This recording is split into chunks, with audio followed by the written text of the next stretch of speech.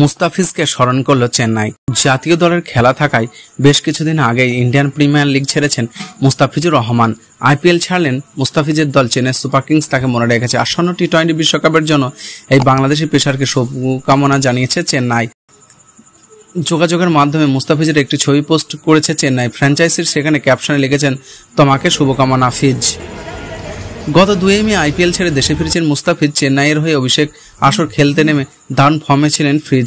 দলটার হয়ে প্রথম ম্যাচেই বাঁ হাতে জাদু দিয়ে গেছেন, ম্যাচ সেরা হয়েছেন মুস্তাফিজ। 4 উইকেট নিয়ে আইপিএলে নিজের সেরা বোলিংটা করেছিলেন কোহলির বেঙ্গালুরুর বিপক্ষে। এরপরে দলে পাথিরানা ফিরলেও বাদ পড়েননি।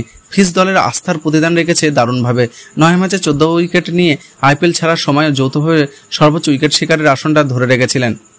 এর আগে গত ডিসেম্বরে দুবাইতে অনুষ্ঠিত নিলামে একেবারে শেষ দিকে 18 বছর বয়সী বাংলাদেশি এই পেশার নাম তোলা হয়, যেখানে তার ভিত্তিমূল্য ছিল 2 কোটি রুপি। নিলামে তার জন্য শুরুতেই বিট করে দেয় চেন্নাই।